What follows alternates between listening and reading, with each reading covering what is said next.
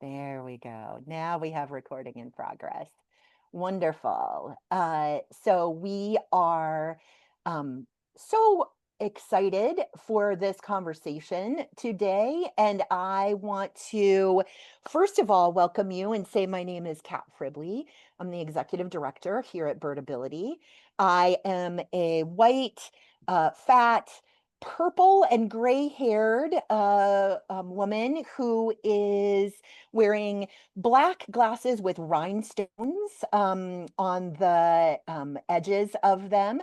I have my purple and gray hair up in sort of a messy bun on the top of my head. I am sitting in front of a red wall and plants and a bookshelf today in my home office. And I am joining you from Iowa City, Iowa, which is the traditional and current home of the Iowa and Meskwaki peoples. And I'm so grateful for the opportunity for us to gather from across the country and North America for this really important conversation. I want to remind folks that there are some specific access pieces that may be useful to you. On the bottom of the Zoom screen is a button that says CC, show captions. We invite you to please enable captions if that's something that would be useful to your participation today. I also want to tell you that Zoom, I have I've enabled the disable chat portion for folks who are using screen readers. And if you would like to disable chat, you should be able to do that individually in your settings. If you're using a screen reader, that can be really helpful piece as we get started. I wanted to remind folks that we are wrapping up this version of our Birdability Outreach program webinars with today's webinar with Alli Smith from Cornell Lab of Ornithology. And then also next month, we have a panel of folks with disabilities who will be talking about the ways that they participate in community science efforts. We hope you will also join us for that. And then we'll be kickstarting our next cycle after Birdability Week. And I want to remind folks that Birdability Week happens October 20th through the 26th. And it is an opportunity for virtual events, community building, and awareness raising. And I hope that you will check that out on our website and join us. The full itinerary will be coming, or schedule, not itinerary, but I guess it's kind of an itinerary if you want to go on this Birdability Week trip with us. The full schedule will be coming out September 1st, along with registration links. And we really are excited for all that will be happening.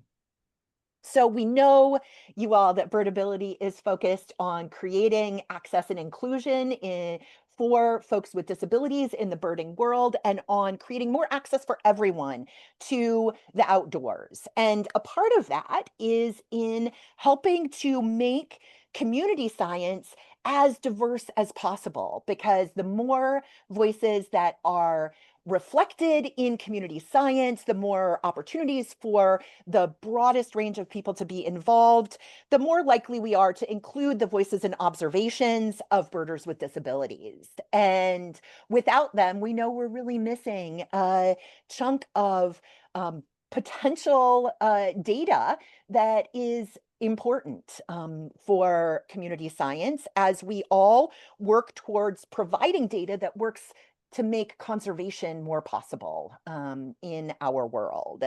So I want to remind folks that there are so many barriers that birders with disabilities face that we are working every day to try to address. And we're so grateful to Alli Smith and the folks at Cornell Lab for the ways that their incredible tools allow for participation. And we have been working actually really directly with Alli and the planning committee from Blind Birders Birdathon, for example, on thinking about and providing feedback. We know how open and how delighted they are to receive feedback about how to make community science and participatory science more accessible to folks with disabilities. So Alli, with that, I want to turn it over to you. I want to remind folks, you came in muted. I ask you to stay muted until the end when we do our Q&A. And I'm just going to say, Alli, thank you so much again for being here, for your work at Cornell Lab of Ornithology, and for all of the incredible information you're going to share with us. And I'm going to turn it over to you. Awesome. Thank you so much, Kat. Really appreciate the intro. Super excited for Birdability Week and all the other things you were talking about. Yeah, my name is Alli Smith. My pronouns are she, her, and I am a small 30-year-old white woman. I have long brown hair. Today I'm wearing glasses and a dress with kingfishers on it. I've got my favorite red knot earrings on. And today I'm speaking to you from the Cornell Lab of Ornithology in Ithaca, New York. So thank you again so much for having me today.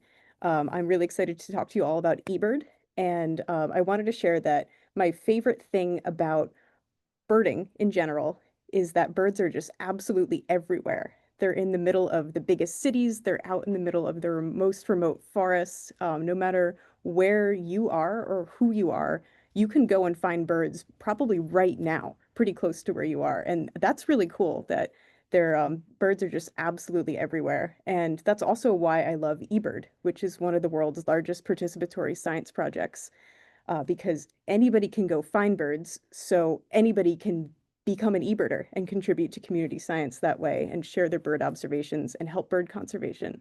So today I'm going to talk to you all about how to participate in eBird. So I'm going to share my screen.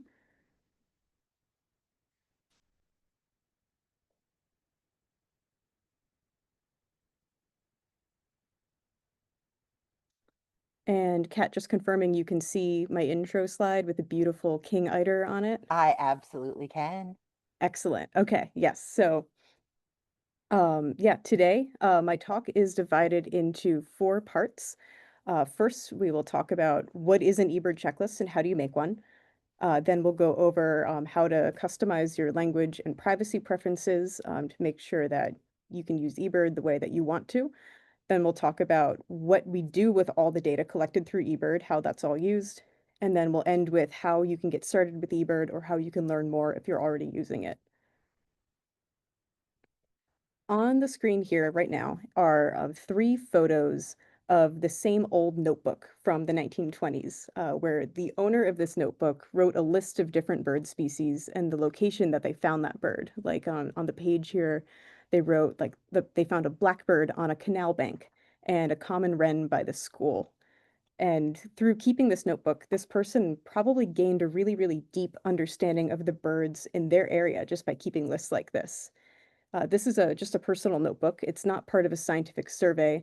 And this person and lots of other people probably have similar lists like this that are filled with all this incredible bird knowledge and then are just tucked away in a bookshelf at home. I know I have a lot of older lists like this at home on my bookshelf personally. And that is sort of the idea behind eBird, that every single one of you watching this webinar right now and every other birder in the world has unique knowledge of the places that they go birding. And how amazing would it be if we could gather all that knowledge in lists like this into one place to share that knowledge with others and learn from it? And all of that begins with an eBird checklist. An eBird checklist is a little bit different than that notebook that I just showed. That notebook page looked like a list of all the birds that that person had seen in their life, but an eBird checklist is much more specific. An eBird checklist is a list of the number of each species that you found in one place at one time. So specifically, an eBird checklist includes where you went birding, like a single map location. So not the entire state of New York, but more specifically birding in sapsucker woods at the Cornell Lab. It includes when you went birding, so not just the entire month of August, but August 13th at 2 p.m. or so. And then it also includes the list of which species you were able to identify and how many individuals of each of those. Who can use eBird? Anybody can use eBird. This is, again, my favorite part of this whole thing. As long as you are 13 years old or older, if you do know a younger birder who wants to participate, they are welcome to join with a trusted adult. But Yeah, eBird is a way for anybody to contribute their bird knowledge to the world. You don't need to be an expert. You don't need to be able to identify every single fall warbler that passes by or every juvenile gull. You don't need to know every single song by heart. All you need to be able to do is find birds by sight or sound and identify at least some of them. You can use eBird anywhere that you can detect birds, whether that's in the middle of a city or you're on a hike somewhere or you're sitting at a park, you're in your car on a wildlife drive, maybe you're out on a boat, maybe you're just sitting at home, outside, or you don't even need to be outside. You can sit by a window, watch your bird feeder, maybe the window's open so you can hear what's happening. If you can find wild birds, you can participate in eBird. So how do you use eBird? There are two different ways to contribute checklists. You can use the free app that's available for phones and tablets, or you could submit a checklist on the website on ebird.org. I personally find the app useful, but I also know a lot of other birders who like to keep a paper list, or I've seen other people use their phone to record their voice on their voice memo app, and then they go home later and create a checklist using the website on their computer, which they find a little bit easier to use on a bigger screen. So two different ways to submit checklists. To demonstrate how to make an eBird checklist rather than just like talking at you, I think it'd be more fun to pretend to go birding together. So let's take a pretend trip right now to the building that I'm sitting in, the Cornell Lab of Ornithology in Ithaca, New York. So on the screen is a picture of right outside the visitor center, where there is a roof covering the space, so it's nice and shady. There's lots of benches to sit at, and off to the left, there's a spot where you can see the bird feeders and the pond that's behind the building. So let's say that looks like a great spot for us to sit for a little bit and just do some birding right now. So if we want to keep an eBird checklist, find a nice spot to sit, get settled in.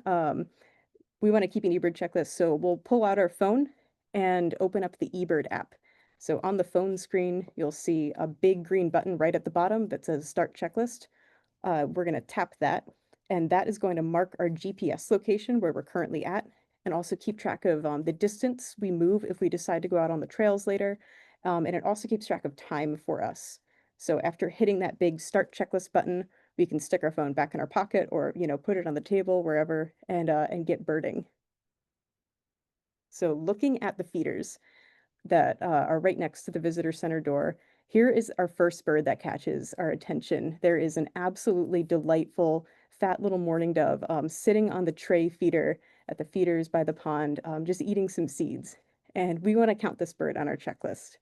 So we can open up our phone, find mourning dove on the list, and just tap the plus symbol next to mourning dove to add one mourning dove to our checklist.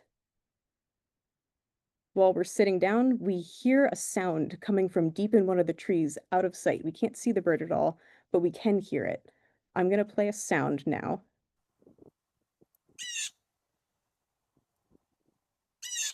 We hear this bird calling from in the tree. It's a blue jay, and we can only hear this bird. We don't see it, and that's totally fine. Any bird that you are able to detect by sight or by sound and identify is able to be counted on the checklist. So we will add one blue jay to our checklist, and we will keep birding. We noticed some birds swimming out of the pond, and we identify them as Canada geese. And remember, an eBird checklist is not just a list of all the species that you find, it's a count of all the individuals of each species. So we want to make sure that we add all these individual geese to our checklist. So looking at the geese on the pond, or the picture that's on the screen right now, I'm counting 4 geese swimming in the water. So we can count, we count them, and we can add them to the list in the app. Farther out on the pond, we see this bird that's on the screen. It's a duck. We're pretty sure it's a duck, but it's really far away and it's really backlit. And we have our binoculars and that helps us get a little bit of a better view, but man, it's just far away. I'm not really confident with duck ID. I have no idea what this duck is. I know it's a duck, don't know 100% what species this is. And that's okay. I feel like birding has every time I go birding, I have a moment like this where I know there's a bird there. I can't quite identify it. Maybe it's frustrating in the moment, but that's okay. Um, Birding is hard. sometimes it's just not possible to get a perfect look at every single bird or a clear sound from every bird. Sometimes they fly away before you can get your binoculars on them. Totally fine to leave birds unidentified. So for the purpose of this checklist, though, this is a bird, and we do want to include it on the list if we can. So we know it's a duck, so we can just search in the app for duck, and on the list in the eBird app, we can look for duck species, which is just abbreviated in the app as duck SP. And we can add one duck spa to our list, which just means that we found a duck, we know it's a duck, but we're not really sure what species it is. And you can do this for any group of birds. You can use warbler spa or sparrow spa or even just bird spa. I saw a bird, I don't know what it is. Totally fine. We would so much rather leave this bird unidentified and just as duck spa than try to guess and get it wrong. So this is super, super helpful. Great to note that uncertainty in your checklist when you can. And we will move on. We keep looking around and we see this big flock of red-winged blackbirds fly over the pond really quickly up and out of sight. We didn't really get a good look at it. That's a lot of birds. We do want a count of how many there were for our checklist, but uh, earlier it was easier to count those four, very large, very slow geese that were in the pond. But this is a really big flock of birds, and they moved away really quickly. So, like, what do? We want to include these beautiful blackbirds on our list, but there's no way we were able to count every single one of these individual birds. So in this case, it's best to just make our best estimate. What's most important for scientists behind the scenes is the general abundance of the species. So if you say, I saw blackbirds today, does that mean you saw two blackbirds or did you see 2,000 blackbirds? Those are two very, very different numbers and mean very different things behind the scenes when we're analyzing this data. So your best estimate of what you saw is really, really helpful. And as accurate as possible is always great. But in a case like this, I would feel very comfortable saying there are about 100 blackbirds in this photo that's on the screen right now. And maybe there's actually 110, maybe there's actually 95. The actual precise number would be great if we had it, but isn't super important. An accurate estimate is fantastic. So for the purpose of this list, the blackbirds flew away. There's no way we're getting an exact count. We're going to estimate 100 red-winged blackbirds. We can add that to our list. We will continue watching the bird feeders and the nearby bushes for a while, and we can add a couple more birds that we see to our checklist, like the birds on the screen here. We have a beautiful common yellowthroat, a song sparrow, a red-bellied woodpecker, an American goldfinch. And as we're looking at these birds, up in a tree nearby, this beautiful little bird catches our eye. This is a golden-winged warbler. And we're very excited because this is just such a beautiful, tiny, bright little bird. And we go to add it to our checklist. And when we add it, we see that the eBird app highlights the name of the golden winged warbler in yellow. And there's a little orange icon with a little R next to it. That is telling us that this bird is not expected to be found here at this place at this time of year. And it's highlighted because it's asking us for more details that we need to fill out before we can submit this checklist. This is really exciting because this is an opportunity for us to share this exciting moment with others. And to do that, we can do our best in the field to just capture the moment with whatever we have on hand. If you find something unusual, all you need to do is do your personal best to document the observation using whatever tools you have on hand. So I know this is very often a confusing part of using eBird. Like, what happens if I find something rare? How do I make sure I can share this moment with others? What's the best type of information to collect?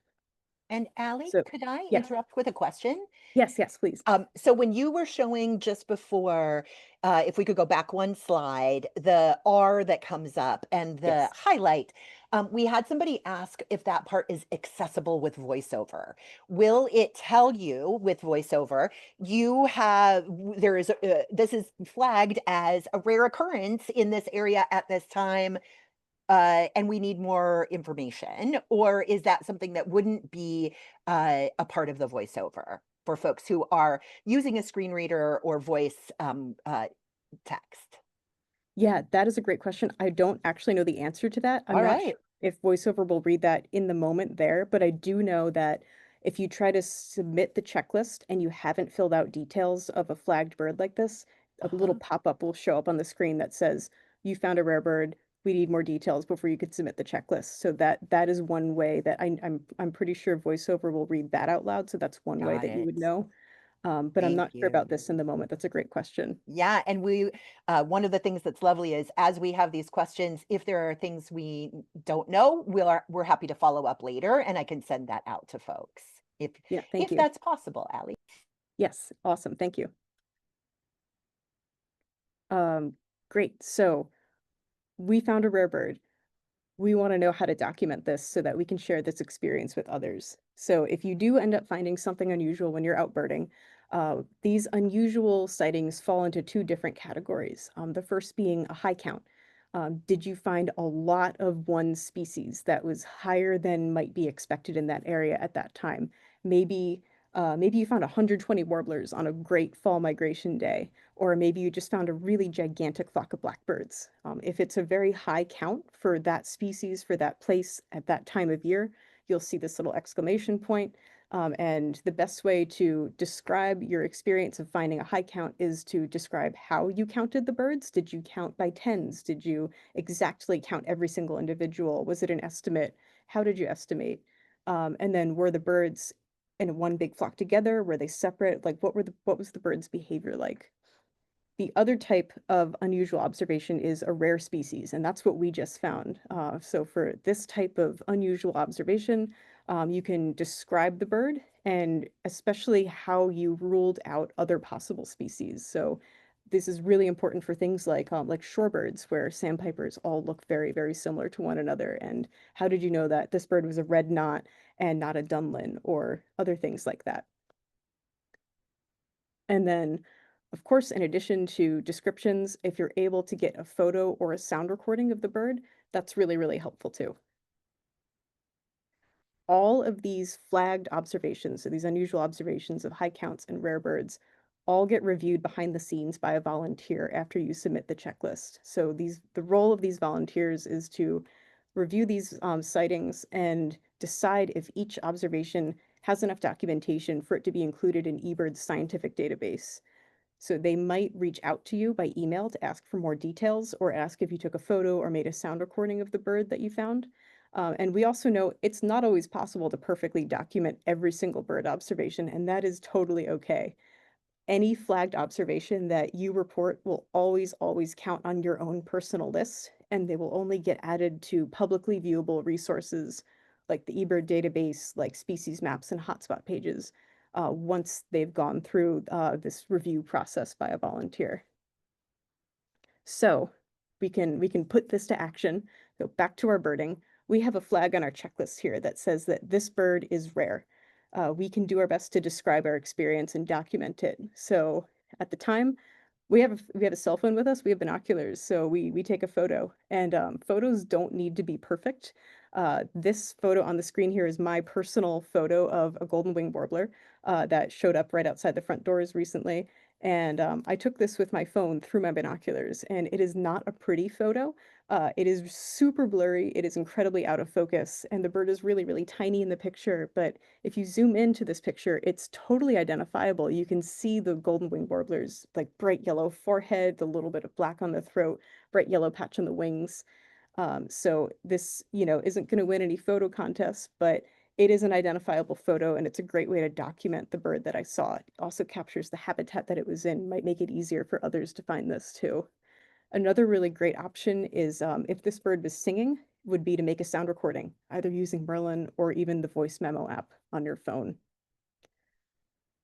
Using the app, we can also write some notes describing what we observed. So for this one, I wanted to just describe what this bird looked like. So I wrote in the details section in the app for this observation, I wrote tiny gray warbler with a bright yellow patch on the wing and forehead, a black mask and throat, foraging in an apple tree next to the visitor center doors, have photos. And I noted that I have photos both to remind myself later that I have a picture and I need to upload it, and to let any possible volunteer that could be reviewing this know that I do have photos. I might not upload them immediately, but I'm going to remember to upload this later. so that we can share this with others. You can't upload photos straight from the app itself. I would love to make that happen someday. But for now, the only way to upload photos is to use the website. So you can do that through your phone, just on your phone's internet browser, or on the website on a laptop when you get home, whatever is easier. So that is one thing that we'll have to remember to do later when we're done with this birding trip. And with that exciting observation, we'll say we're done birding now. We'll, sit here at the visitor center. We can review our checklist, make sure we didn't forget to add anything. And when we're feeling ready, we can hit stop at the bottom of the screen in the eBird app on the checklist. And then we need to enter a little bit more information on this final screen before we hit submit. So starting at the top of this screen, I can see that the date and the time look correct. This is saying that we are birding on August 6th at 3:37 p.m. The location is next, so I had set this location to Sapsucker Woods building area, but you can change that location. You can select your location from a map or type one in. The next is the checklist type, and that says stationary right on the screen here in this gray box that's in the top half of the screen. So there are a few different types of checklists that you can pick from. If you tap that button with the three dots next to it, based on your behavior when you're birding, remember this is keeping track of your GPS location. Not Merlin, eBird will keep track of, will choose the type of checklist for you. So this is what eBird automatically picked. eBird did not detect us moving anywhere. We were just sitting in one place. So eBird thinks we made a stationary checklist. It's usually right. Sometimes it's wrong. So if you do want to change it, you can click the three dots next to stationary and view the different observation types. So going in order from top to bottom, traveling checklists are for when you're moving. Like if you are out on a trail or you're birding from your car on a wildlife drive and you're covering distance during your birding trip. Stationary, which is what was automatically selected for us based on our GPS location, is for when you're stationary birding. You're just birding in one place, like we were here. And incidental is a little bit different. It's for when you're intentionally not reporting all of the birds that you could find and identify. So if we just wanted to report that warbler that we found and we didn't identify and count everything else that we knew was there, we just reported the warbler, that would be an incidental checklist. These three here at the top, those three, traveling, stationary, and incidental, are the three main checklist types. There are a couple others on the list too for more niche birding scenarios. Like if you're on a boat offshore, you can use the eBird pelagic protocol, or if you're out recording nocturnal flight calls, there's a special protocol and checklist type for that. Same for historical checklists where you might not have all the information if you're trying to enter your old lists from your old notebooks, or if you're running a banding station, there are different types of eBird observations there. And the little eye icon next to each of these describes what each one is so that you can go in and read them and make sure that you're picking the right one for the type of birding that you were doing. But for most people, most of the time, you'll be either doing a traveling checklist if you're moving, stationary if you're stationary, or incidental if you're just reporting a one-off bird and intentionally not identifying everything else. Next up, back to the main screen, it's asking us for the number of observers that were with us when we were birding. So let's say I was birding with two friends, so we had 3 observers. If they also use eBird, I could share this checklist with them by typing in their username or email address. Next is the number of minutes that we spent birding, and the app keeps track of time for you, so that looks correct. It says we spent 61 minutes birding. That's pretty cool. And then next is the distance that we traveled during the checklist. And because this is a stationary checklist, that is just left blank. And the last thing, and I think most important thing on this entire screen to do is to answer the question in the middle, is this a complete checklist of the birds that you were able to identify? And this is a personal question. So in this case, yes, we did note every bird that we were able to identify. We didn't intentionally ignore and skip over the flock of blackbirds. We knew that they were there. We knew that they were blackbirds. We could identify them. We added them to our checklist. So in that case, we can hit yes. Every bird that we were able to identify is on this checklist. You would hit no, for example, if you only wanted to report that rare warbler that we found and we didn't bother counting other species. But we did count everything that we could identify, so we can hit yes, and then we're done. We can submit the checklist. So that checklist is one checklist of birds that were present in one location at one time. On the screen here is a map of the world in gray. The oceans are black, all the continents are just in a solid gray. And I have represented our checklist that we made as a tiny bright yellow dot in North America, right over where New York is. There's an orange arrow pointing at it, or that little yellow dot there.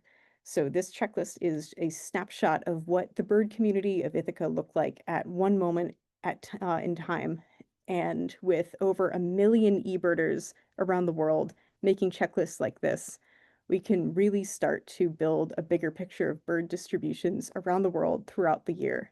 So this new slide is still a map, looks a little bit different. This is a map of the world where each point of light on the screen that you see is one of the 100 million checklists that have ever been submitted to eBird.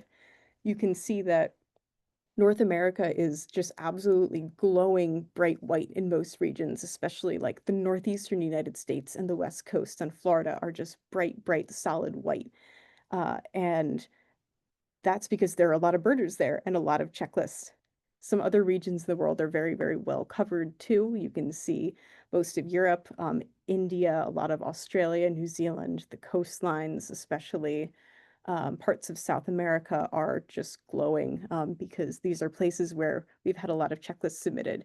And there's a lot of light like this, but there's also quite a bit of dark. Most of the oceans are just solid black, though you can see the shipping channels of people eBirding from ships that are traveling across the oceans. These little dotted lines where you can see people were eBirding during the day and then skipping nighttime and eBirding during the day again. I love this map so much just to see like the incredible amount of coverage that birders have around the world, and then also highlighting where we just don't have any data at all. There are huge parts of Africa, South America, Asia that are just solid black. We don't have a single checklist from these regions. And even parts of the United States, like especially the desert Southwest, there are still a lot of black spots out there too, where we just don't have a lot of data from because nobody has submitted a checklist from these locations yet. So really exciting amounts of data that we already have, and also lots of opportunity to collect even more. Looking at the numbers, this is what we've got. There are 1.1 million eBirders around the world, and together they have documented almost or more than 2 billion observations of birds on 100 million checklists, representing almost every single species that can be found on this planet, over almost 11,000 species. And then we also have an incredibly fantastic media collection of photos and sounds that birders submit with those checklists. So this is just an incredible, incredible amount of information that we can use for bird conservation and that you can all can use to learn from while you're at home. If you want to contribute even further with your eBird checklist, we have a brand new way to contribute as well, just by adding other photos to your checklist in this new category that we're calling checklist media. So up until about a month ago, you could only upload photos of birds to your checklist, but now you can also upload photos of habitat. This on the screen here is a screenshot of the Macaulay Library website where you can see 4 recent habitat photos that were taken by eBirders here in Sapsucker Woods. So one is of a statue near the front of the building of a crane. Then there's a very moody photo of a pond in the fog, another one of the same pond in the sun, and then a picture of a grassy lawn. And this type of photo, these habitat photos, are really helpful both to researchers that could use these photos in the future for scientific research, and also really useful to other birders who might have just never been here before and don't know what the place looks like and might be curious what to expect when they get here. In addition to habitat photos, you can also add experience photos that are of things like pictures of trail maps or the nature center that you visited or what the parking lot looks like. Anything that's just part of your birding experience at a place. So this is a different screenshot of the same website of these are my 4 most recently uploaded photos. So first is that picture of the golden wing warbler that we took. and then 3 different photos from a hike that I went on, where I photographed the trailhead that shows the gravel pathway, and then 2 photos of the trail map that was pinned to a display nearby. So right now, because this new way to contribute, this checklist media project is so new, we're still learning how to manage all these photos and data properly, and in the best way possible. So for now, this category of experience photos is not publicly visible. It is visible to you. Your personal experience photos that you upload will always be visible to you, but right now are not visible to other birders. But we do hope to feature this type of photo much more prominently in the future, like maybe, for example, potentially on hotspot pages, so that other birders can get an idea of what a place looks like before they visit. So this in particular is a really, really wonderful and valuable way for anybody to contribute. All you need is a cell phone with a camera. You can take photos of what you think might be useful to other birders, whether that's habitat or experience photos, and upload them to your eBird checklist. And hopefully in the future, we'll be able to put these to use and share them to make birding a little bit easier for others. Also, I did want to mention in the same category are soundscape recordings too. So rather than intentionally going out and recording just one bird that's singing really close to you, if you want to go out and make a recording of the entire place, like just set your phone out for an hour, make a recording, or if you have a microphone, just recording everything that's around you. You could submit those too as a soundscape, which is another really valuable resource, both for researchers and for other birders that are curious, like, is there a lot of traffic noise somewhere? Are there loud airplanes flying overhead? How is there very loud water nearby that might make it hard for me to hear birds? Things like that. So exciting and different ways to add to your different things you can add to your eBird checklist to contribute more. Next up, I'm going to move to the second section, which is just a few quick notes on how to customize your eBird settings preferences. So I'm going to cover language and privacy here.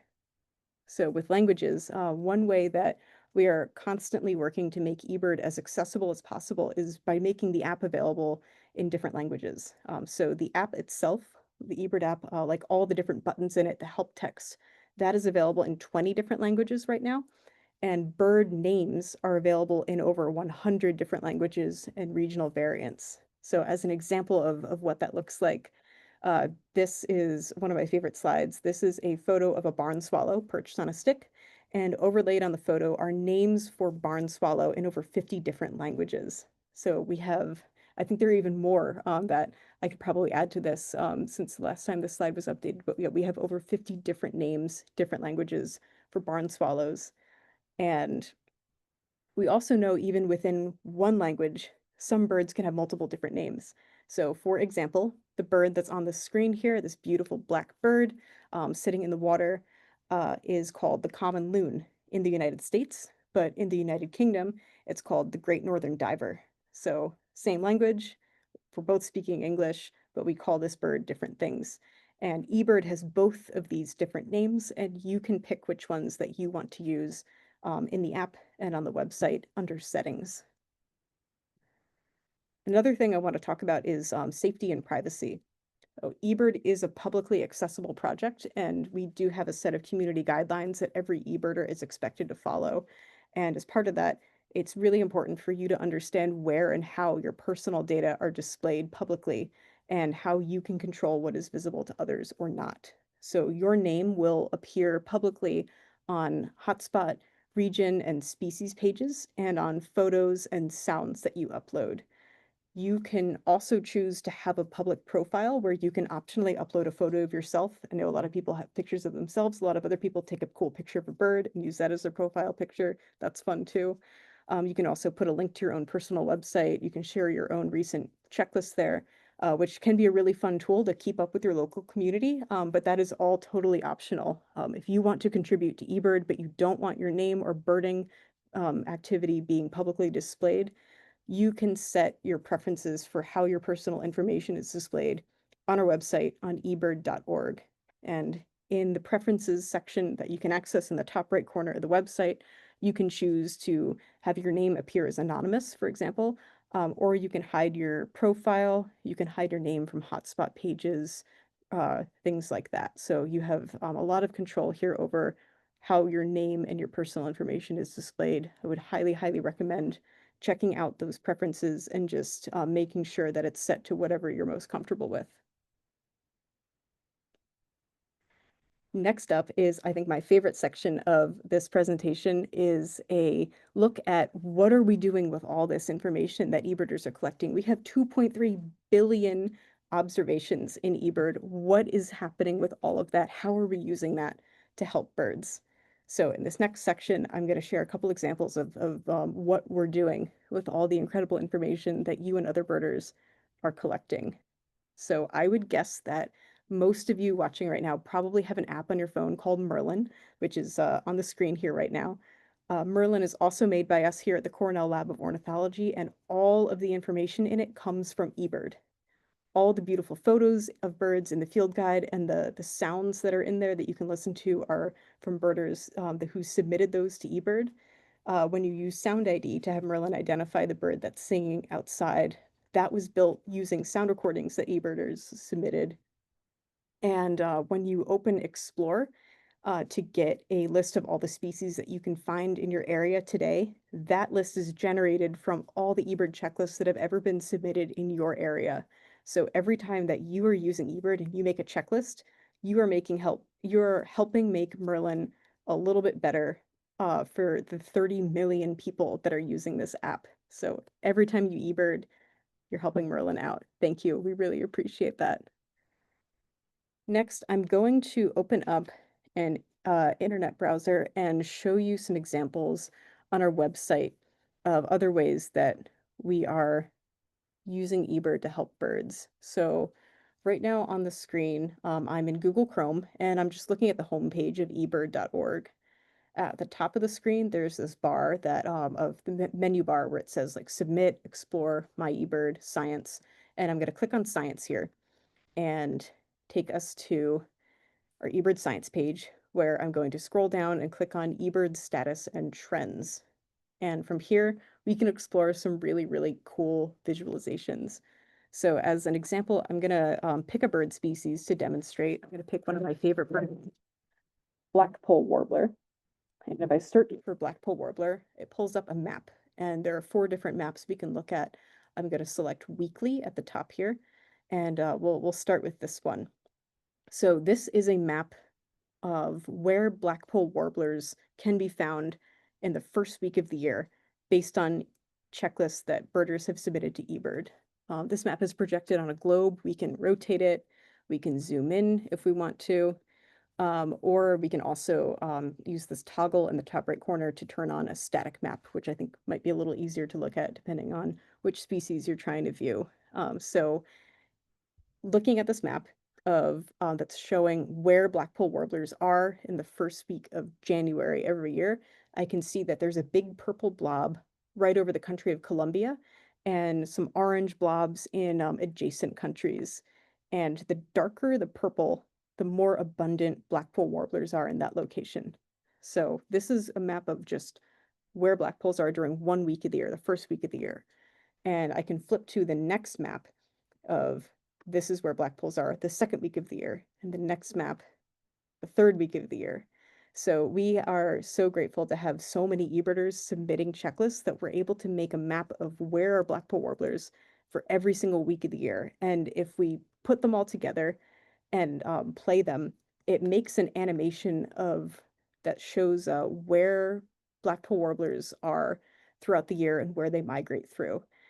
This is one of my favorite things. I love looking through all these different migratory bird maps and just watching their migration pathways. So this is showing how Blackpoll warblers winter down in South America, and then you can see the color shift up through the eastern United States right now as they migrate through up north to where they breed from Alaska all the way through Canada. And then in the fall, they migrate back south through the eastern United States to the Caribbean and to South America again. So this is just 52 different maps, one for each week of the year, all strung together. You can slow down the animation if it's moving too fast, or you can pause it on any week of the year. But these are just really, really neat visualizations. We have maps like this available for several thousand species, and we're adding more and more every year as we gather more and more data from different parts of the world. Next, I want to show you a different tool in this same status and trends website. So I'm going to pick a different word. Let's do the Eastern bluebird. And at the top, I'm going to click on trends. And that is going to show me this new map. It looks very, very different. This is showing us um, the range of the eastern bluebird in the breeding season. So eBird has been around long enough now that we have enough data from enough years to look at how bird populations are changing over time at a species-wide scale. So some of you are probably involved in similar, very local projects at home. Maybe you monitor bluebirds at a local park, and maybe one year you have 5 pairs nesting, and the next year you have 6 pairs, and the next year you have 7 pairs. And you can document that change over time in your park near your home. And because of the efforts of eBirders creating checklists and just documenting the birds around where they live, we can do something similar to that for everywhere that bluebirds live and look at their entire species all at one time. So this map on the screen is showing that the population trends, it's just showing the population trends of eastern bluebirds from the year 2012 to 2022, so this 10-year span.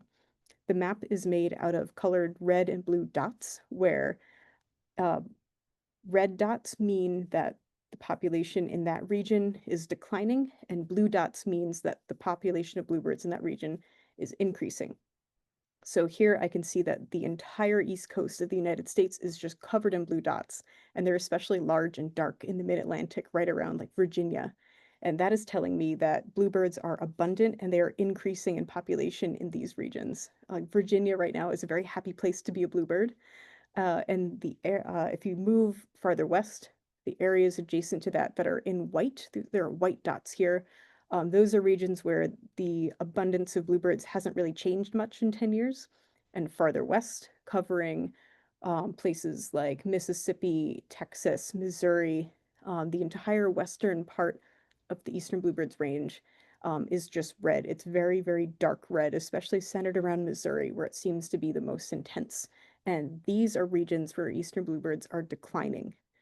And if we look over at the right side of the screen here to the map legend, see this big number here that's telling us that overall, throughout their entire range, eastern bluebirds have declined in abundance by 22.1% over this 10-year period from 2012 to 2022. And if you are curious about something a little bit more local to you, you can select a place that you're interested in. So let's say we select the United States and maybe we live in Florida, for example. So we can click on Florida and we can get a more precise number for our location. So this map is telling us now that in Florida, eastern bluebird abundance has increased by 18.6% over that 10-year period. So that's awesome. Florida's bluebirds are doing very, very well right now. That's exciting. So this is just one example. These maps can honestly be a little bit hard to look at. A lot of them are very, very red and are showing very steep declines. And I always feel a little bit sad after I look at these. But the exciting thing is now we know where birds are in decline. We can see exactly where birds need our help the most, and we can use these maps to target our conservation efforts more. And the great news is that lots of organizations are already using these tools to help inform land management and bird management. So as one example of how tools like this are being used, if we look at the bald eagle, map for a bald eagle. I'm going to switch to a slightly different map here, showing abundance. So this is another map of North America, and this is showing abundance of bald eagles throughout the entire range. So the parts in red are where bald eagles breed. The parts in purple are where bald eagles are found in the breeding and non-breeding season. Blue is where they're only found non-breeding. And generally, no matter what color the map is, the more intense the color, the more abundant the eagles are. And everywhere where you see gray are places where eagles are not documented using eBird. So even though eagles live in all 49 states, every state except Hawaii, they're not evenly distributed across each state. You can see like in Texas, for example, you can see that eagles are really concentrated along river systems in East Texas. And then there are basically no bald eagles in West Texas. And this is important to know because um, uh, yeah, this is showing us that bald eagles are not evenly distributed across space and time here. So maps like this that were produced using your eBird checklist are currently right now being used by the U.S. Fish and Wildlife Service to decide where they allow wind farms to be installed. So wind turbines can be great. Renewable energy is a wonderful thing, but they can be really dangerous to birds. And the Federal Bald and Golden Eagle Protection Act makes it illegal to harm or kill eagles. So when the U.S. Fish and Wildlife Service gets a permit application in for a new wind turbine, they use a map that's very similar to this that was produced by us here at the Cornell Lab using your eBird data. They look at the map like this to look at the abundance of eagles in the area where the permit is coming from and decide if it's safe to build a turbine there. So if you have ever submitted a checklist in the United States, thank you so much. Your work right now is actively being used to help protect eagles. I have a million more examples like this that I'm going to skip for now because I know we're running low on time. I just also wanted to mention that all of these tools and all the raw eBird data as well are all open access. They're available for you to download and use. If you want to use one of those map animations to use for a presentation for your local bird club, you can download those maps and animations. If you're a researcher and you want all the checklists ever submitted to, in the state of Pennsylvania to do a research project, you can download that too. You could, whatever you need for your work is available online. So far, eBird has been used in over 1,200 different scientific publications and countless other educational and personal projects too. So I want to end with one last section on how you can get started or learn more. I know I just shared a lot of information with you, and the best way to just get more familiar with it is to check out our website at ebird.org and explore the pages there. I also highly recommend taking our free online eBird Essentials course. It looks like this. This is what the page of the website looks like. It's on the Cornell Lab of Ornithology's Bird Academy website. This is a free self-paced online course that takes somewhere from around 30 minutes to 2 hours to complete. And in it has everything you need to know about eBird, from how to make a checklist, what happens when you submit an unusual sighting, what do we do with all the data, things like that. How can you use eBird to learn about the birds in your area? So you can take this at whatever pace you want and come back to it as often as you'd like. So we'll make sure to include a link to this in the chat, maybe in a follow-up email too. To summarize everything I just covered, anybody can contribute to eBird anywhere you are. Your eBird checklists are being used right now to help us learn about and help birds in the United States and all across the world in partnership with over 100 different partner organizations. You can personally help other birders in the future by submitting photos of not just birds, but also of habitat and experiences that you have while you're birding. And you can learn more with the free online eBird Essentials course. That is all I have for today, other than just a big thank you to all of you watching right now and to all of the other 1.1 million eBirders around the world. This is one of my favorite slides. It's a collage of eBirders from around the world, of people of different genders and races and nationalities. Birds have this really beautiful way of uniting people, and I think it's so inspiring to look at the community of eBirders around the world and know that there are a million people contributing because we want to make the world a better place for birds. Alli, thank you. Yeah, thank you. So on this last slide, I have 2 QR codes if any of you want to take something home with you. The free eBird Essentials course is that first QR code. I think we can share the link in the chat. And the one right below, if you have feedback about anything eBird related, we would love to hear from you, whether that's a note about accessibility or just an idea you have. You just want to send us a fun letter. We would love to hear from you in any way.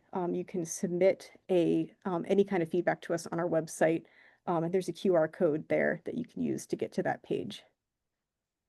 And I did put that in the chat, Alli, both the eBird Essentials course and the a way that you can submit feedback. The links are already in the chat.